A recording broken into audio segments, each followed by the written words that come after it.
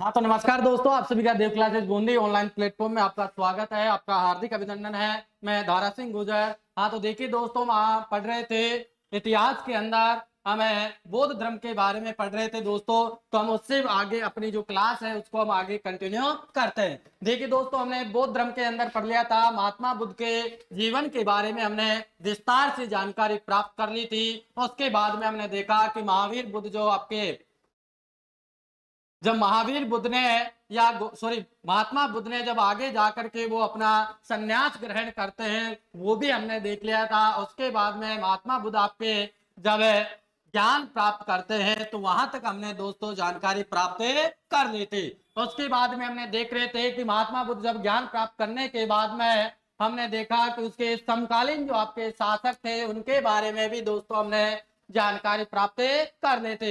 उसके बाद में दोस्तों हम देख रहे थे कि महात्मा बुद्ध जब समकालीन शासकों के बाद में उसके मुख्य जो महिला अनुयायी थी उनके बारे में भी हमने अध्ययन कर लिया था। उसके बाद में देखते हैं दोस्तों, आगे हम चलते हैं, अपनी जो क्लास है उसको हम कंटिन्यू करते हैं। देखिए दोस्तों, आप हमारे साथ लगातार जुड़े रहिए, आपको बहुत मजा आएगा। इतिहास पढ़ने का इतना अच्छा आनंद हम देंगे आपको।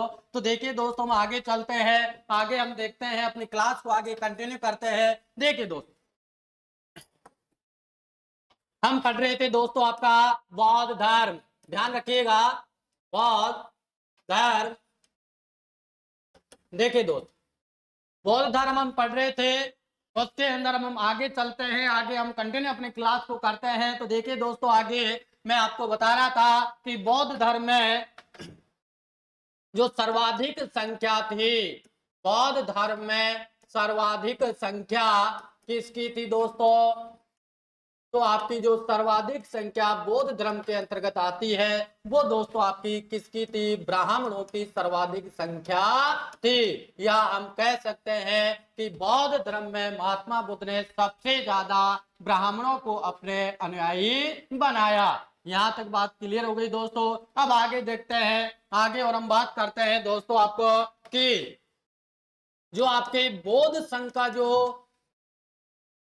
अध्यक्ष होता था, या हम कह सकते हैं आपके बौद्ध संघ का जो प्रमुख था दोस्तों, उसको क्या कहा जाता था? दोस्तों, बौद्ध संघ का आपका जो प्रमुख था उसको दोस्तों बौद्ध धर्म ग्रंथों में विनयधर कहा जाता था। क्या कहा जाता था? विनयधर। ध्यान रखिएगा, कई बार आपके एग्जाम में पूछ लिया गया प्रश्न है कि बौद्ध धर्म के अंदर जो प्रमुख होता था उसको क्या कहा जाता था? तो उसको दोस्तों आपका विनयधर कहा जाता था। आगे देखिए दोस्तों, आगे देखते हैं हमें कि बौद्ध संघ में जो आपका बौद्ध धर्म है या बौद्ध संघ है, इस बौद्ध संघ में प्रवेश करने वाली प्रथम महिला कौन थी? ध्यान रखिएगा दोस्तों, प्रवेश करने वाली प्रथम महिला कौन थी? देखिए दोस्तों, जो प्रथम महिला थी वो दोस्तों आपकी महात्मा बुद्ध जो थे उनकी मौसी प्रजापति गौतमी थी, जिन्होंने पहली बार बौद्ध धर्म का संघ के प्रवेश लिया। बौद्ध धर्म का जो संघ था उसमें प्रवेश लेने वाली जो प्रथम महिला थी वो दोस्तों आपकी कौन थी? प्रजापति गौतमी, जिसने पहली बार बौद्ध धर्म संघ में प्रवेश लिया। यहां तक बात क्लियर है दोस्तों। आगे देखिए, आगे देखते हैं दोस्तों, महात्मा बुद्ध ने जो बौद्ध संघ का निर्माण किया, तो इस बौद्ध संघ में जो प्रवेश की उम्र रखी वो दोस्तों आपकी 15 वर्ष रखी। कितनी रखी? 15 वर्ष की। 15 वर्ष से कम आयु का कोई भी हो, या लड़का या लड़की, उसको बौद्ध संघ के अंतर्गत प्रवेश नहीं दिया जाएगा। यहां तक बात क्लियर हो गई दोस्तों। अब आगे देखते हैं, आगे और देखिए दोस्तों आपका, ये हम आगे देखते हैं कि दोस्तों महात्मा बुद्ध ने जो अपना बौद्ध संघ बनाया, इस बौद्ध संघ के लिए कुछ नियम और कानून भी उन्होंने बनाए। उन्होंने कहा कि बौद्ध संघ में दोस्तों कौन प्रवेश नहीं कर सकता? देखिए दोस्तों, बौद्ध संघ में प्रवेश नहीं करने वाले, अब देखिए दोस्तों कि बौद्ध संघ में कौन कौन प्रवेश नहीं कर सकता है उसके बारे में हम देख रहे हैं दोस्तों। देखते हैं कि बौद्ध संघ के अंतर्गत आपके चोर, कि बौद्ध संघ में चोर शामिल नहीं हो सकता, ऋणी व्यक्ति इसमें शामिल नहीं हो सकता, और उसके साथ में चोर और ऋणी और इनके साथ में बौद्ध संघ के अंतर्गत जो प्रवेश नहीं ले सकते थे, उन्होंने महात्मा बुद्ध ने कुछ ऐसे नियम और कानून बनाए कि किन किन व्यक्तियों या किन किन स्थितियों वाले व्यक्तियों को बौद्ध संघ में प्रवेश नहीं दिया जाता था। तो देखिए दोस्तों, हमने लिखा कि चौर, ऋणी और दासों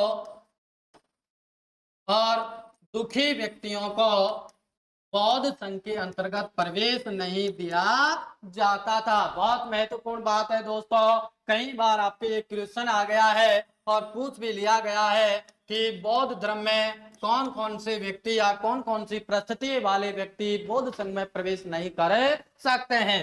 हाँ, तो देखिए दोस्तों, हमने यहाँ तक देख लिया। अब आगे हम और देखते हैं, आगे चलते हैं, आप हमारे साथ लगातार जुड़े रहिए। तो देखिए दोस्तों, आगे देखते हैं कि हम देख रहे हैं कि बौद्ध संघ,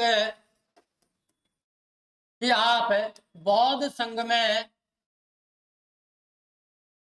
बौद्ध संघ को दिया जाने वाला जो भूमि दान था उसको क्या कहा जाता है?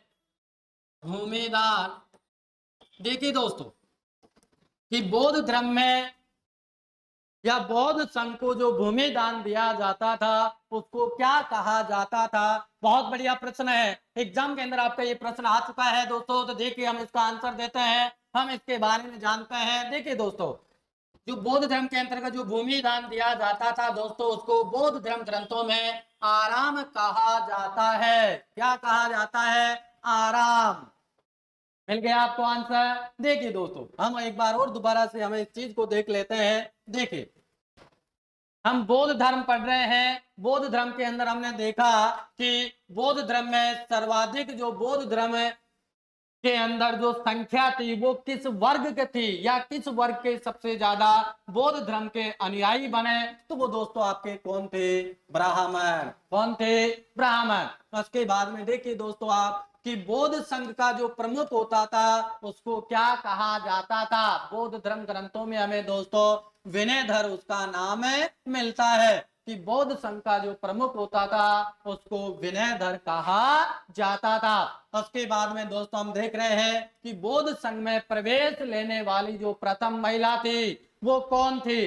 देखिए दोस्तों, बौद्ध संघ में प्रवेश लेने वाली जो प्रथम महिला थी वो दोस्तों महात्मा बुद्ध की मौसी प्रजापति गौतमी थी, जिसने महिलाओं के अंदर सबसे पहले बौद्ध संघ या बौद्ध धर्म अपनाया था। यहाँ तक बात क्लियर हो गई दोस्तों। आगे देखे, महात्मा बुद्ध ने जब अपना बौद्ध संघ का निर्माण किया या बौद्ध संघ की स्थापना की तो उन्होंने कुछ नियम और कानून उन्होंने बनाया। तो उन्होंने देखिए दोस्तों, उन्होंने बौद्ध संघ के जो नियम और कानून बनाए, उन्होंने कहा कि जो 15 वर्ष से कम आयु के कोई भी लड़का या लड़की या व्यक्ति है उसको बौद्ध संघ के अंतर्गत प्रवेश नहीं दिया जाएगा। 15 वर्ष से अधिक आयु के व्यक्तियों को ही बौद्ध संघ में प्रवेश दिया जाएगा। उसके बाद में देखा दोस्तों कि बौद्ध संघ के अंतर्गत किस परिस्थिति वाले व्यक्ति बौद्ध संघ में प्रवेश नहीं ले सकते हैं? वो देखिए दोस्तों कि जो व्यक्ति चोर है उसको बौद्ध संघ में प्रवेश नहीं दिया जाएगा, और उसके साथ जो व्यक्ति ऋणी है उसको भी बौद्ध संघ में प्रवेश नहीं दिया जाएगा।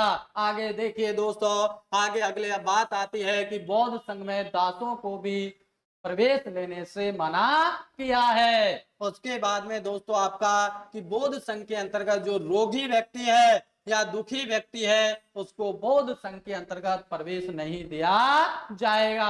यहां तक बात समझ में आ गई दोस्तों।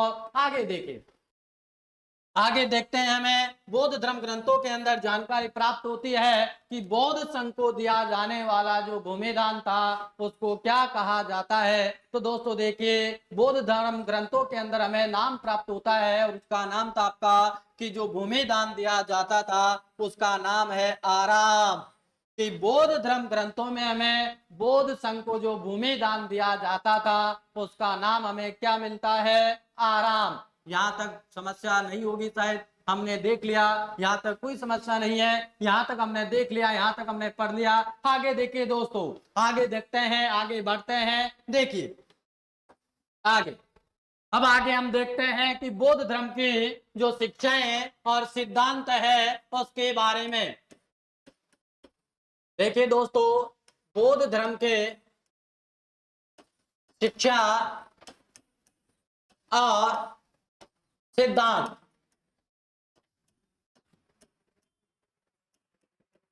अब हम इसके बारे में देखते हैं कि ये क्या है क्या नहीं है।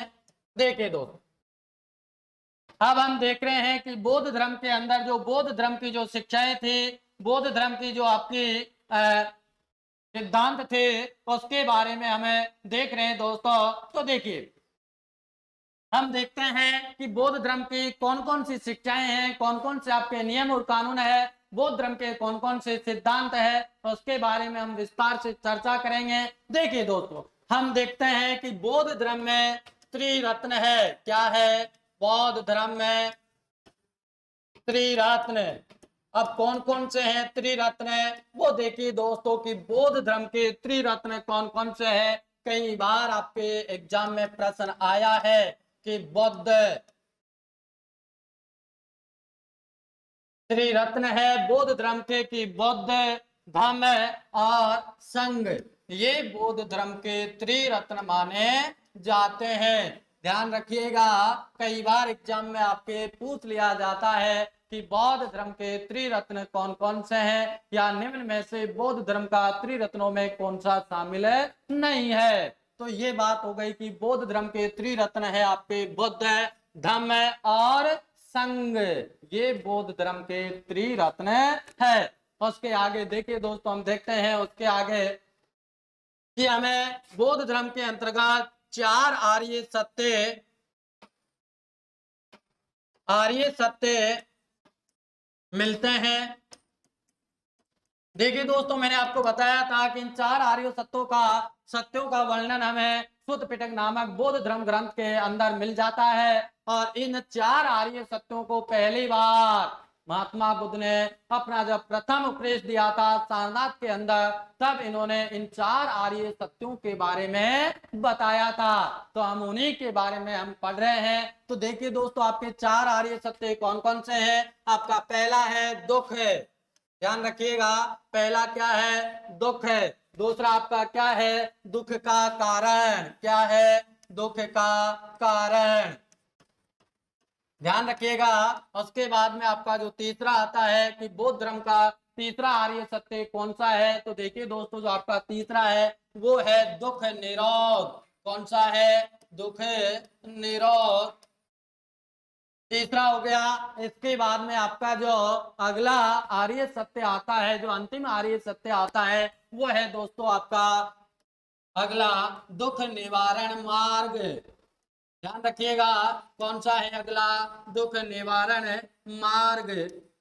ये आपके बौद्ध धर्म के चार आर्य सत्य हैं, वो आपके सामने हैं कि कौन कौन से हैं। वो देखिए दोस्तों, बौद्ध धर्म के चार आर्य सत्य हैं। चार आर्य सत्य कौन कौन से हैं वो देखिए। मैं एक बार इसको आपको दोबारा से बता देता हूं, दोबारा से समझा देता हूं। देखिए दोस्तों, हम पढ़ रहे हैं बौद्ध धर्म के शिक्षा और बौद्ध धर्म के सिद्धांत।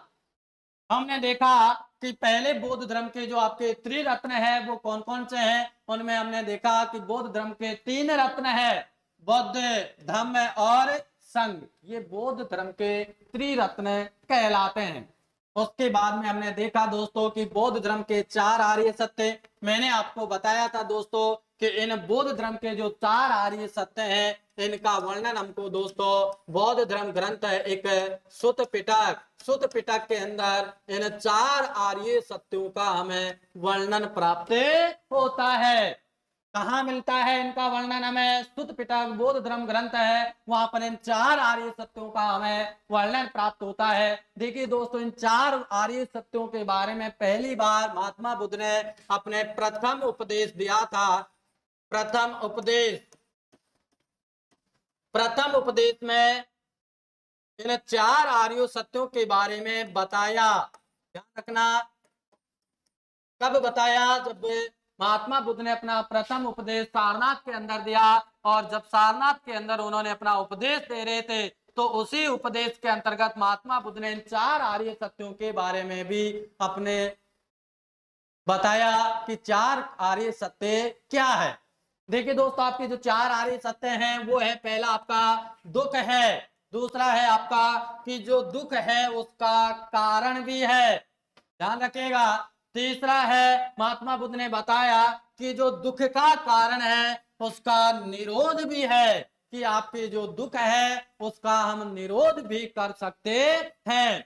उसके बाद में महात्मा बुद्ध ने जो आपका चौथा आर्य सत्य बताया, वो बताया कि जो दुख है उसका निवारण मार्ग भी है। क्या है? निवारण मार्ग भी है। और इन चारों आर्य सत्य का जो दुख है उनका निवारण मार्ग दोस्तों महात्मा बुद्ध ने किसको बताया?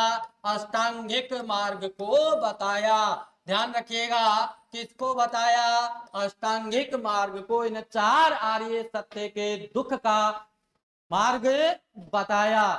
किसको बताया? अष्टांगिक मार्ग को। तो यहां तक समझ में आ गया होगा दोस्तों, हमने दोबारा से इसका एक्सप्लेन कर लिया, हमने इसको दोबारा से देख लिया है। हम देखिए अब आगे और बढ़ते हैं, आगे देखते हैं। देखिए दोस्तों आगे देखिए, आगे हम आगे पढ़ेंगे अब आपके अष्टांगिक मार्ग। क्या पढ़ेंगे? अष्टांगिक मार्ग।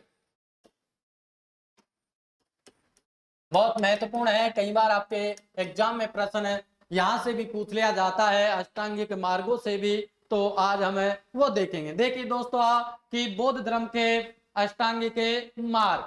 देखिए दोस्तों, महात्मा बुद्ध ने 8 मार्ग बताए हैं, उन्हीं को बौद्ध धर्म ग्रंथों में अष्टांगिक मार्ग कहा जाता है। देखिए दोस्तों, हमें जो अष्टांगिक मार्ग का उल्लेख मिलता है वो कहाँ मिलता है? जो आपके चौथे आर्य सत्य हैं उसमें इन्हें अष्टांगिक उन्हें अष्टांगिक मार्ग का उल्लेख मिलता है। कहाँ मिलता है उल्लेख इन अष्टांगिक मार्गों का? कि महात्मा बुद्ध ने 4 आर्य सत्य बताया, जो आपका चौथा आर्य सत्य है दुख का निवारण मार्ग। उस चौथे आर्य सत्य में हमें दोस्तों इस अष्टांगिक मार्ग का उल्लेख प्राप्त होता है। और देखिए आगे दोस्तों, आगे हम देखते हैं कि इन अष्टांगिक मार्ग को अष्टांगिक मार्ग को क्या कहा जाता है? वो देखिए दोस्तों, इसको मध्यम मार्ग, मध्यम मार्ग। दूसरा हम इसको कहते हैं दोस्तों, क्या कहते हैं? मध्यम प्रतिपदा। क्या कहते हैं? मध्यम प्रतिपदा। क्या कहते हैं? इन 4 आर्य सत्यों को दोस्तों हमें मध्यम मार्ग भी कहते हैं और मध्यम प्रतिपदा भी कहते हैं। ये इसके नाम हो गए। और भी इसके नाम है दोस्तों हमें अष्टांगिक मार्ग में, किन बौद्ध धर्म ग्रंथों में अष्टांगिक मार्गों का हमें कई नाम प्राप्त होते हैं। देखिए कि अष्टांगिक मार्गों को भिक्षुओं का कल्याण मित्र कहा जाता है। भिक्षुओं का कल्याण मित्र किसको कहा जाता है? अष्टांगिक मार्ग को भिक्षुओं का कल्याण मार्ग भी कहा जाता है। हमें दूसरा जो नाम प्राप्त होता है अष्टांगिक मार्ग का वो है देवयान, कि अष्टांगिक मार्ग को देवयान भी कहा जाता है। तीसरा हमें नाम प्राप्त होता है इसका अष्टांगिक मार्ग का ब्रह्मयान, कि अष्टांगिक मार्ग को इन नामों से भी जाना जाता है। देखिए दोस्तों, हम अष्टांगिक मार्ग पढ़ रहे हैं बौद्ध धर्म के अंदर, और उनमें हम देख रहे हैं, मैं आपको और दोबारा से बता देता हूं। चलो इधर आगे देखते हैं। और कि हम अष्टांगिक मार्ग को 3-4 नामों से जाने जाते हैं। इसको मध्यम मार्ग और मध्यम प्रतिपदा के नाम से भी जानते हैं। और इसको दोस्तों अष्टांगिक मार्गों को भिक्षुओं का कल्याण मित्र भी कहा गया है। बौद्ध धर्म ग्रंथों में इन अष्टांगिक मार्गों को देवयान और उसके साथ में दोस्तों इसको ब्रह्मयान भी कहा जाता है। और आगे देखते हैं दोस्तों हमें, देखिए आगे देखते हैं कि जो आपके अष्टांगिक मार्ग है वह कौन कौन से हैं, उसके बारे में देखते हैं दोस्तों। आपके जो अष्टांगिक मार्ग है, आपका पहला है सम्यक ज्ञान, दूसरा आपका संज्ञा सम्यक दृष्टि। हम अष्टांगिक मार्ग देख रहे हैं, सम्यक ज्ञान, सम्यक दृष्टि, और उसके बाद में आपका जो है वो है सम्यक व्यवसाय। क्या है? सम्यक व्यवसाय। उसके बाद में हम देखते हैं कि अष्टांगिक जो मार्ग आपका अगला है वो है दोस्तों आपका सम्यक वाणी। कौन सा है? सम्यक वाणी। उसके बाद में जो आपका अगला अष्टांगिक मार्ग है दोस्तों वो है सम्यक कर्मांत। कौन सा है? सम्यक कर्मांत। सम्यक कर्मांत। और अगला जो आपका अष्टांगिक मार्ग है वो है दोस्तों आपका सम्यक आजीव। कौन सा है? सम्यक आजीव। देखिए दोस्तों, सम्यक आजीव।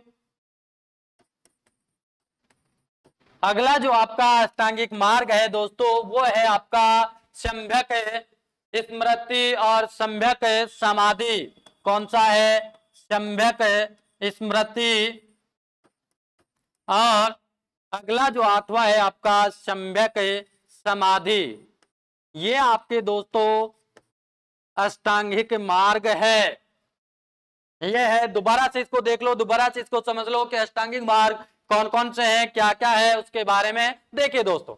हम अष्टांगिक मार्ग पढ़ रहे हैं। महात्मा बुद्ध ने जो 4 आर्य सत्य बताया, उनका जो मार्ग बताया, वो मार्ग दोस्तों आपके अष्टांगिक मार्ग कहलाते हैं। और महात्मा बुद्ध ने दुख के निवारण का मार्ग करने के लिए 8 मार्गों के बारे में हमको बताया। देखिए दोस्तों, आपके जो अष्टांगिक मार्ग है, हमें इसका वर्णन पहली बार कहाँ मिलता है? तो वो दोस्तों आपको कि जो चौथा आर्य सत्य है उसमें इन अष्टांगिक मार्ग का उल्लेख हमको प्राप्त होता है। उसके बाद में देखिए कि दोस्तों जो महात्मा बुद्ध ने आपके जो अष्टांगिक मार्ग लिए हैं वो कहाँ से लिया है। देखिए, ऐसा माना जाता है कि महात्मा बुद्ध ने ये अष्टांगिक मार्ग 33 उपनिषद है एक हमारा, इस उपनिषद से महात्मा बुद्ध ने इन अष्टांगिक मार्गों को लिया है। ध्यान रखना कि कहां से लिया है इन अष्टांगिक मार्ग को।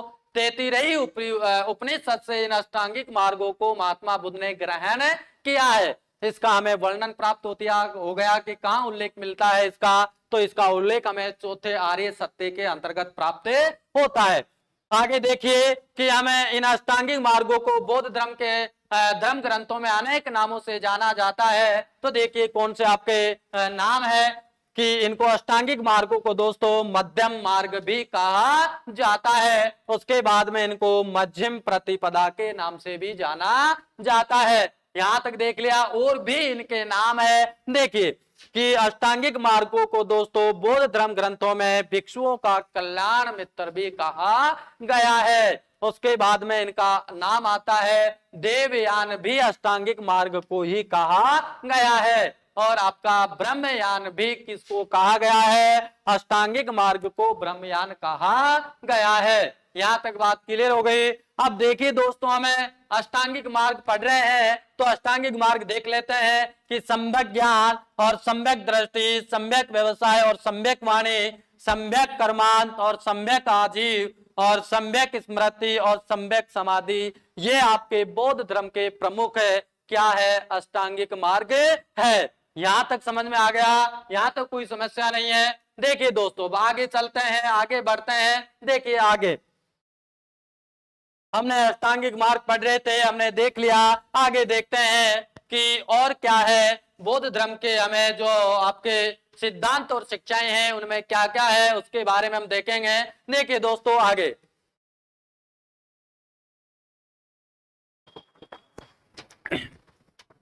कि बौद्ध धर्म ग्रंथों में दोस्तों जो बौद्ध धर्म का अंतिम लक्ष्य होता है वो क्या होता है, उसे क्या कहते हैं। देखिए, बौद्ध धर्म में मानव का का अंतिम लक्ष्य क्या होता है? अंतिम लक्ष्य दोस्तों मनुष्य का होता है मोक्ष प्राप्त करना। क्या होता है? मोक्ष प्राप्त करना। लेकिन दोस्तों आपके बौद्ध धर्म में इस मोक्ष को अलग नाम से जाना जाता है और वो नाम है आपका निर्वाण प्राप्ति। क्या नाम है? निर्वाण प्राप्ति करना। समझ में आ गया कि इस संसार में जो व्यक्ति है उसके सांसारिक जीवन का जो अंतिम लक्ष्य है वो लक्ष्य दोस्तों हमारे हिंदू धर्म के अंतर्गत मोक्ष कहा जाता है। और बौद्ध धर्म के अंतर्गत दोस्तों उस मोक्ष को क्या नाम दिया गया है? निर्वाण। क्या नाम दिया गया है? निर्वाण। बौद्ध धर्म ग्रंथों में इस निर्वाण का अर्थ माना जाता है। क्या माना जाता है? इसका अर्थ है दोस्तों, देखिए क्या अर्थ है इसका। अर्थ है भुज जाना। क्या है? भुज जाना। किसका अर्थ है दोस्तों? जो निर्वाण प्राप्ति है उसका अर्थ बौद्ध धर्म ग्रंथों में भुज जाना होता है।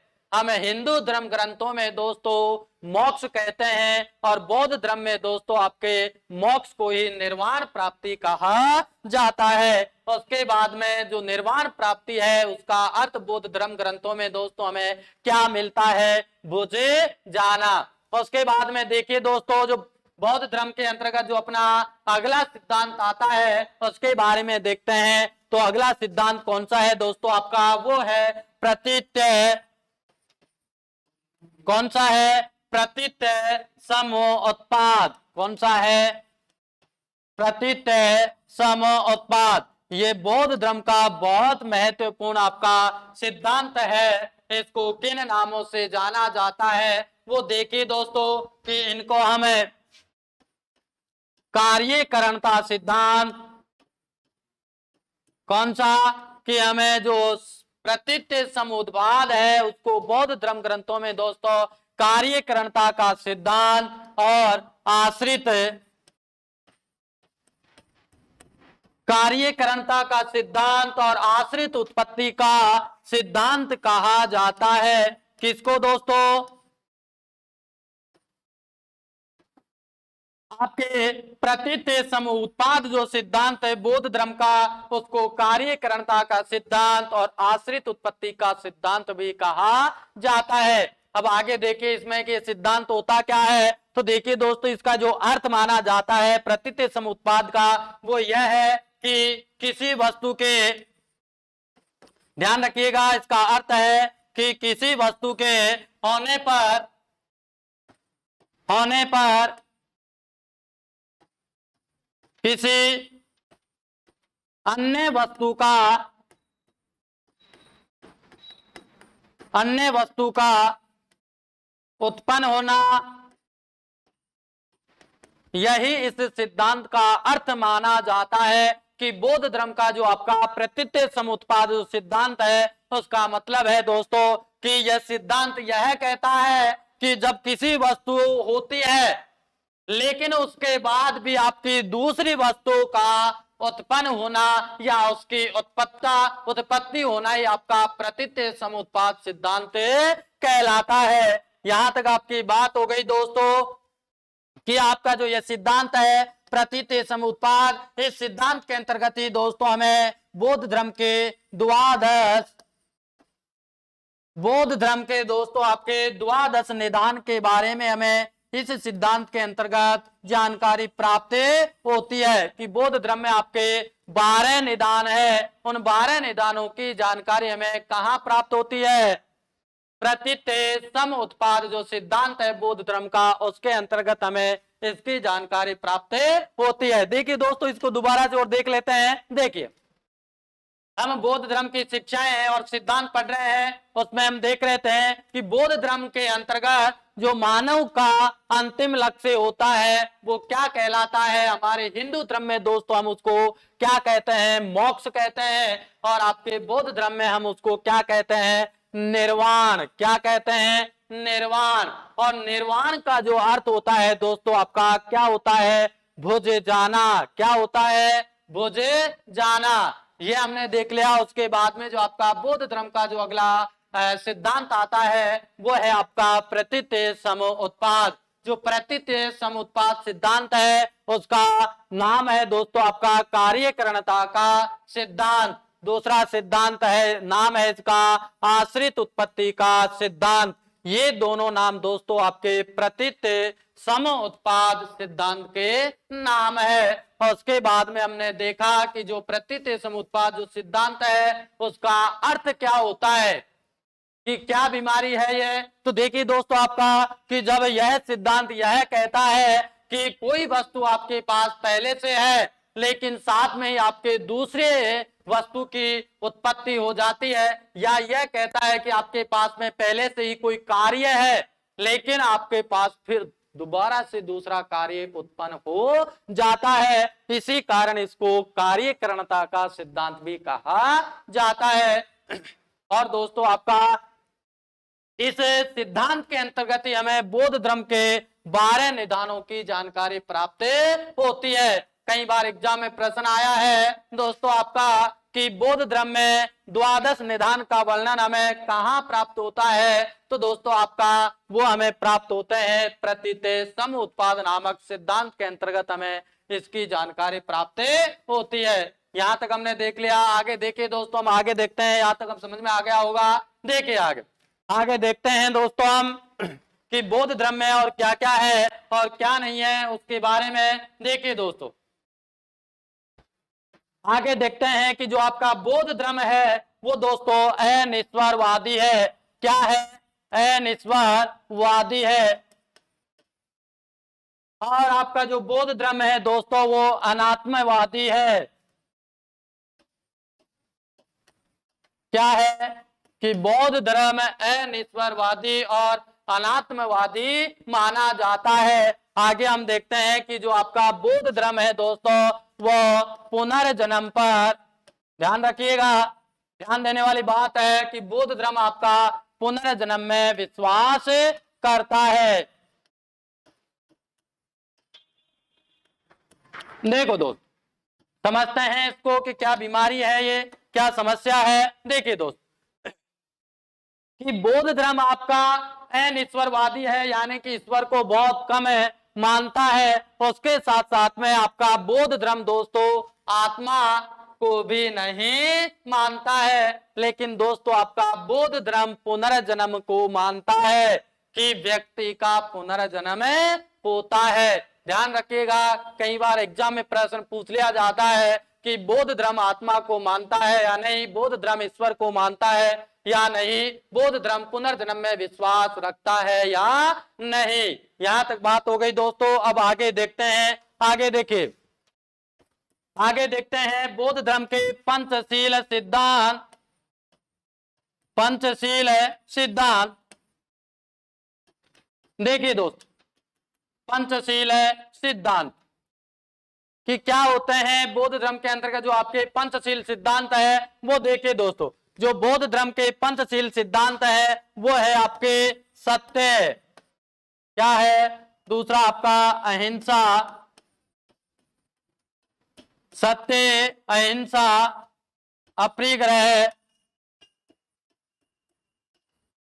और आपका जो चौथा है ये बौद्ध धर्म के आपके प्रमुख पंचशील है वो है दोस्तों आपके ब्रह्मचर्य, और आपका पांचवा है कि मादक पदार्थों का त्याग। क्या है?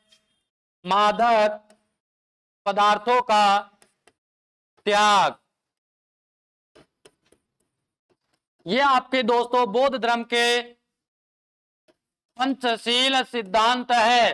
देखिए आपका पहला है इसमें सत्य, दूसरा है इसमें आपका अहिंसा, तीसरा है इसमें आपका अस्तेय या अपरिग्रह, चौथा है इसमें आपका ब्रह्मचर्य, और पांचवा है इसमें आपका मादक पदार्थों का त्याग करना।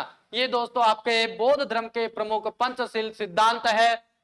और उसके बाद में देखते हैं दोस्तों हम कि बौद्ध धर्म के जो ये पंचशील सिद्धांत है आपके, उनको दोस्तों महात्मा बुद्ध ने कहा है कि ये पांचों जो पंचशील के सिद्धांत है वो सिर्फ और सिर्फ दोस्तों आपके गृहस्थों के लिए बताया गया है। किसके लिए बताया है?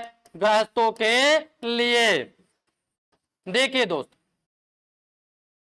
महात्मा बुद्ध ने जो पंचशील सिद्धांत दिए वो दोस्तों आपके किसके लिए इन्होंने बताया है? गृहस्थों के लिए ही पंचशील सिद्धांत महात्मा बुद्ध ने बताया है। और उसके बाद में दोस्तों देखिए आगे हम देखते हैं कि महात्मा बुद्ध ने जो 10शील सिद्धांत है, कौन से 10शील सिद्धांत, ये दोस्तों 10शील सिद्धांत आपके महात्मा बुद्ध ने किसके लिए बताया? भिक्षुओं के लिए बताया कि इन 10शील सिद्धांतों का प्रयोग, 10शील सिद्धांतों का प्रयोग दोस्तों आपके भिक्षु करेंगे और पंचशील सिद्धांतों का प्रयोग दोस्तों आपके कौन करेगा?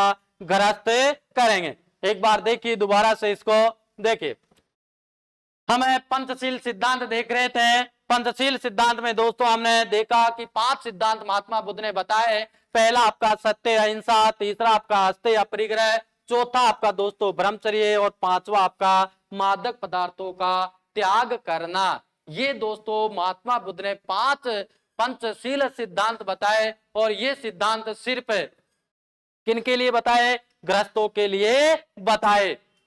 उसके बाद में दोस्तों कि 5शील सिद्धांतों का प्रयोग सिर्फ गृहस्थ ही कर सकते हैं। उसके बाद में दोस्तों महात्मा बुद्ध ने 10शील सिद्धांत दिए, वो सिर्फ भिक्षुओं के लिए दिए। तो दोस्तों ये आपके बौद्ध धर्म के दोस्तों आपके बौद्ध धर्म के प्रमुख सिद्धांत थे, उनके बारे में आज हमने पढ़ लिया है। यदि आपको दोस्तों आप हमारी जो यूट्यूब चैनल है देव क्लासेस बूंदी, उस पर हमारी क्लास रोजाना हम कह सकते हैं कि समय के अनुसार इसको हम डालते रहते हैं। यदि आपकी कोई भी समस्या होती है अपने इस टॉपिक से संबंधित, तो दोस्तों आप हमें हमारे जो यूट्यूब चैनल है देव क्लासेस बूंदी, उस पर हमें कमेंट करके जरूर बताइए कि ये समस्या है और हम आपके उस कमेंट में आपकी समस्या देख करके हम उसको सोल्व कर सकते हैं। तो दोस्तों देखिए आप सभी को बहुत नमस्कार, आप सभी का बहुत बहुत धन्यवाद, आप सभी को नमस्कार साहब।